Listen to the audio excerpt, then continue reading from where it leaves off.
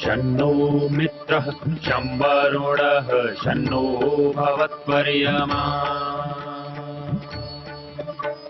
शन्न इन्द्रो बृहस्पतिः शन्नो विष्णुरुक्रमः ॐ शान्ति शान्ति शान्तिः।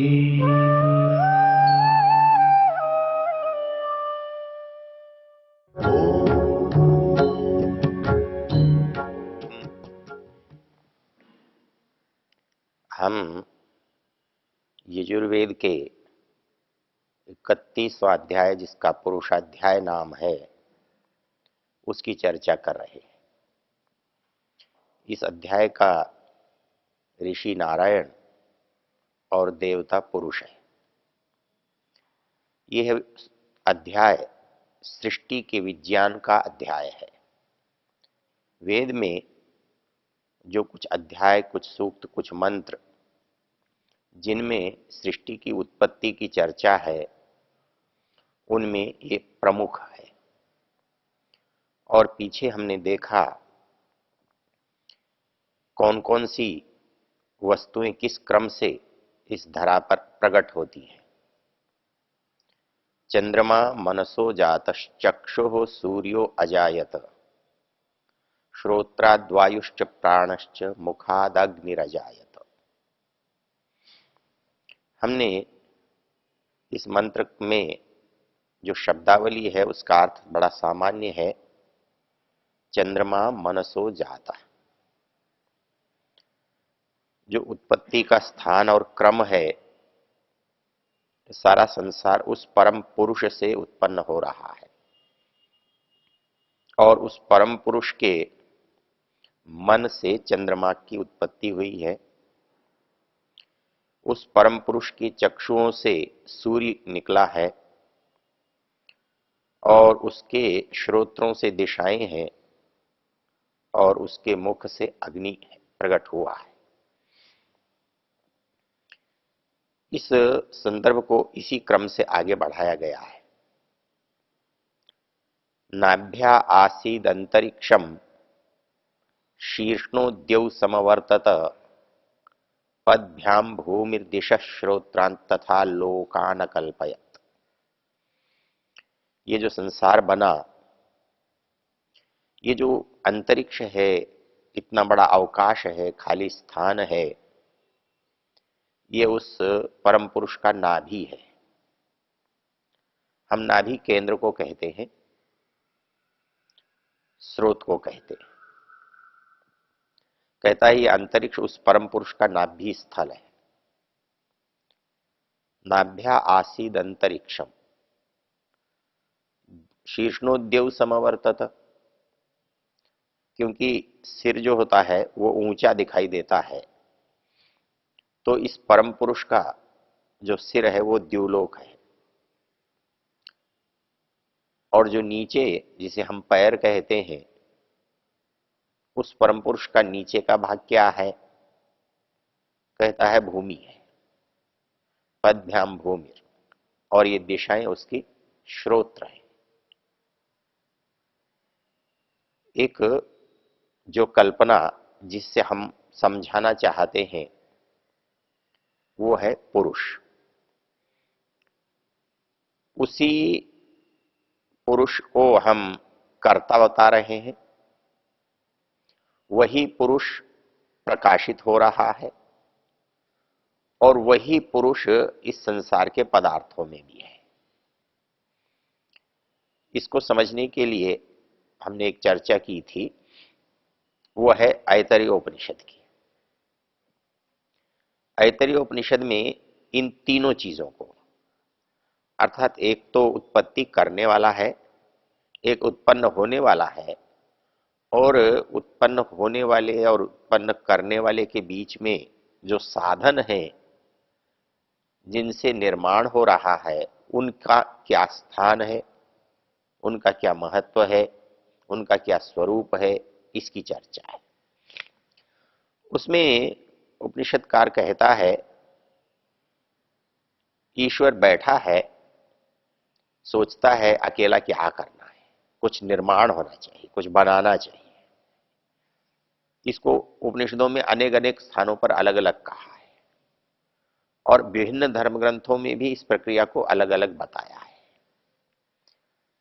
यहां आता है एको अहम बहुश्याम। उसने सोचा मैं अकेला क्या करूंगा, मैं बहुत हो जाऊं। दूसरी जगह लिखा स ऐक्षत, उसने चाहा। सृष्टि के जो निर्माण की इच्छा है उसको ईक्षण शक्ति कहते हैं। तो ईक्षण शक्ति से परमेश्वर ने इसका निर्माण किया है। इसको इस्लाम में कुन कहते हैं, उसका अर्थ है हो जा, और ये हो गई। और भी धर्म ग्रंथों में सृष्टि की उत्पत्ति के बारे में विभिन्न विचार हैं, लेकिन बनाना उस बनाने वाले की इच्छा पर निर्भर करता है। तो वो इच्छा व्यवस्था है, वो इच्छा मनमर्जी है, वो इच्छा एक प्रकार है। तो यहां पर बताया कि उस इच्छा से जो उसने बनाया, लोक बनाए, लोकपाल बनाए। वहां इस कथानक को एक बहुत सुंदर रूपक दिया गया है कि उसने जो चीज बनाई वो एक अंडाकार थी, और जैसे अंडा फटता है, अंडा टूटता है, तो उसमें से एक सांग सावयव प्राणी निकलता है। तो वैसे ही उस अंडे से ये संसार निकला। लेकिन ये संसार केवल संसार नहीं था, ये संसार भी एक पुरुष रूप था।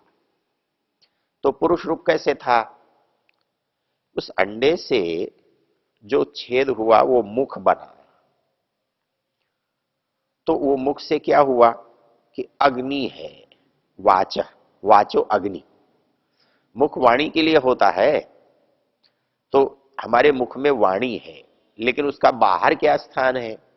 कहता है अग्नि है। मुखाद वाचो वाचो अग्नि। इसी तरह से हम उस परम पुरुष के प्रत्येक अवयव से संसार का एक अवयव बना। उसकी आंखों से सूर्य बना, उसके हृदय से, मन से चंद्रमा बना, उसके पैरों से धरती बनी, उसके लोम ये वृक्ष और वनस्पति बने। एक तरह से एक पुरुष से जो कुछ उत्पन्न हो सकता है, प्रकट हो सकता है, वो वैसा ही होगा, और वो भी पुरुषाकार है। जब वो संसार रूप पुरुष बना, उसमें लोकपाल बनाए गए। लोकपाल के साथ साथ एक चीज उस परमेश्वर ने और बनाई।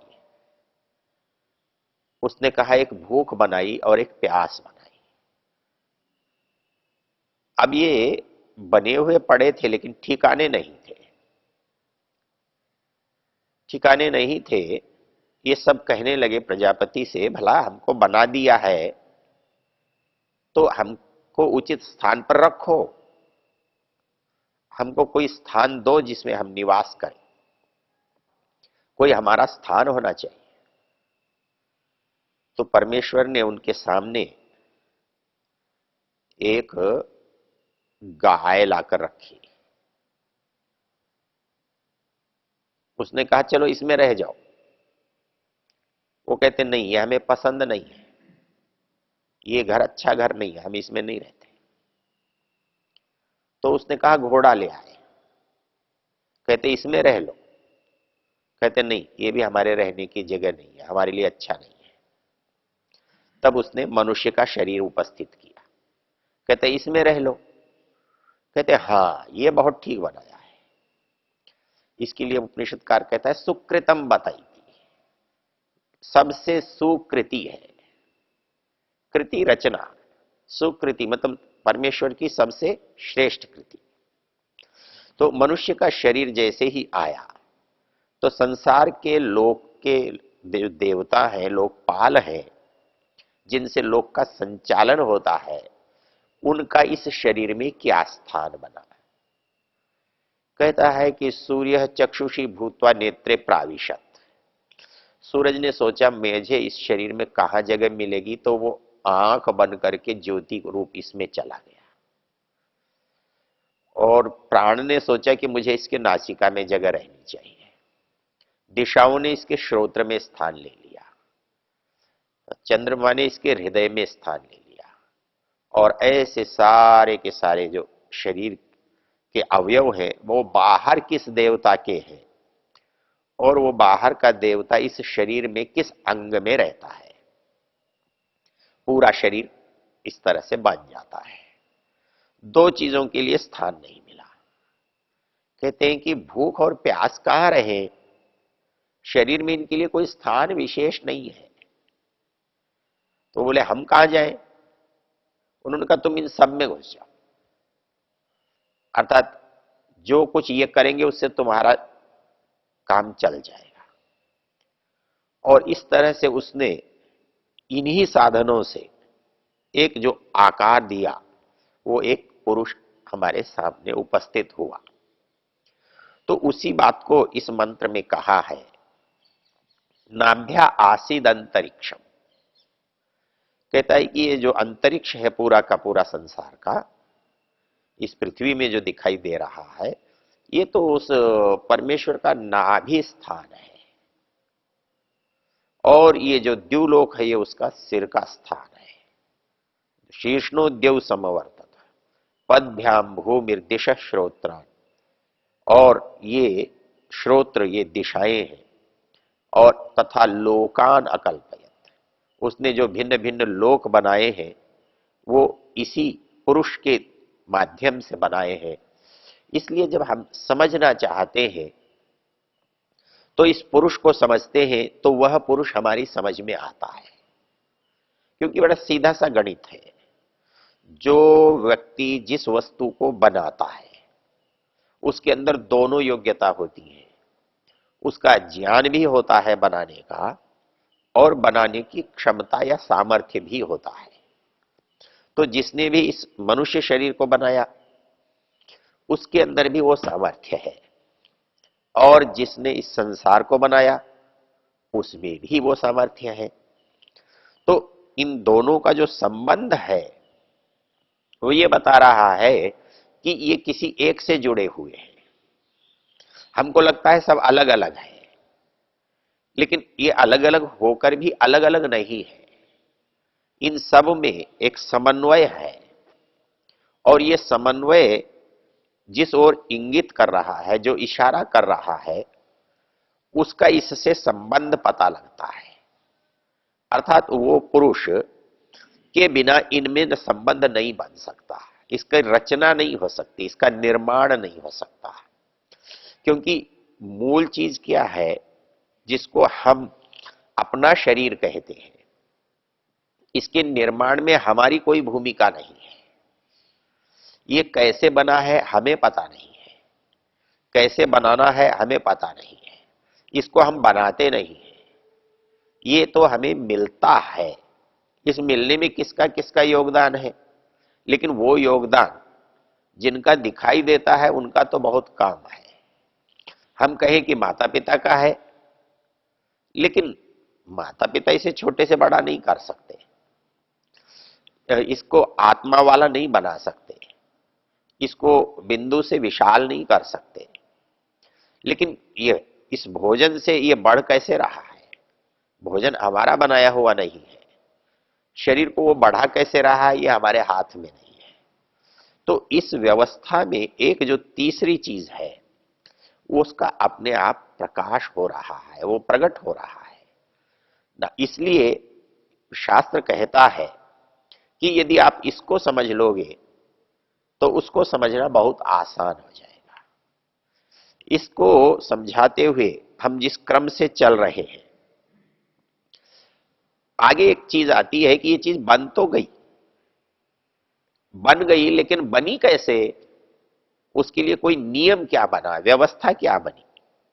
जब हम कोई चीज बनाते हैं या तो हमें पहले से व्यवस्था मालूम होती है कि ऐसा ऐसा करने से ये चीज बन जाएगी, तब हम वो चीज बनाते हैं, या हम किसी बनी हुई चीज को देख लेते हैं, इसमें क्या व्यवस्था है, वैसी व्यवस्था करके हम दूसरी चीज बना सकते हैं या उसको समझ सकते हैं।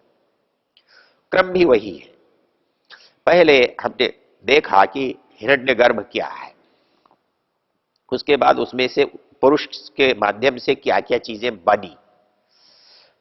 इस अगले मंत्र में एक रोचक बात कही है, वो है उसका सिद्धांत, वो उसका मूल उपादान क्या है जिसके कारण से ये समस्त संसार बन रहा है। वो कहता है कि सप्तस्यासन परिधया त्रिसप्त समिधा कृता देवा यद यज्ञम तन्वाना अबद्धन पुरुषम पशु। और यही एक मंत्र और है, यत पुरुषेण हविषा देवा यज्ञमतन्वत वसंतोस्यासीदाज्यम ग्रीष्म इद्म शरत हवि। अब यह रूपक बदल गया।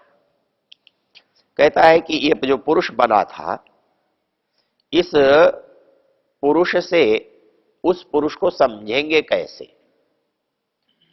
तो ये जो समझने की जो प्रक्रिया है, आज तक हमने पुरुष से पुरुष को समझा था और पुरुष से पुरुष हमारी समझ में आ रहा था। जब ये पुरुष बन गया, अब ये उल्टे उस पुरुष को समझना चाहता है। जैसे आजकल के विज्ञान की गति स्थूल से सूक्ष्म की ओर है और पुराने विज्ञान की गति सूक्ष्म से स्थूल की ओर है।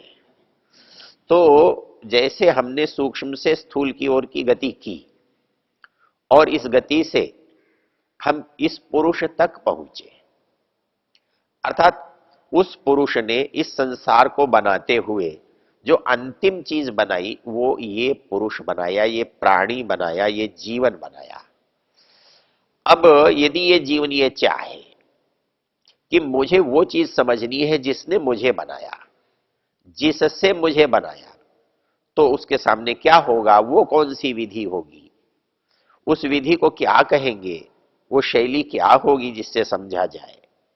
उसके लिए कहा गया है कि जब कोई चीज आप करते हैं, कोई चीज बनती है, कोई चीज होती है, तो उसमें आप किसी वस्तु का उपयोग करते हैं, उसमें कोई चीज डालते हैं, उसमें कोई चीज मिलाते हैं और उससे कोई चीज बनाते हैं।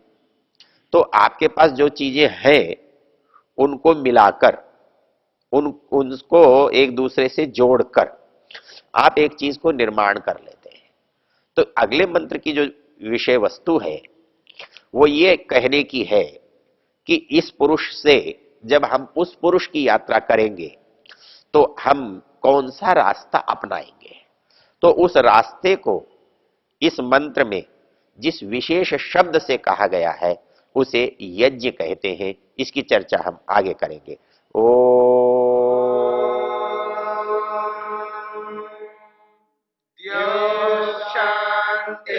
शांतिरंतरिक्षम शांति पृथिवी शांतिरापः शांतिरोषधयः शांति वनस्पतयः शांतिर्विश्वे देवा शांति ब्रह्म शांति सर्वं शांति शांतिरेव शांति क्षमा शांतिरेधि।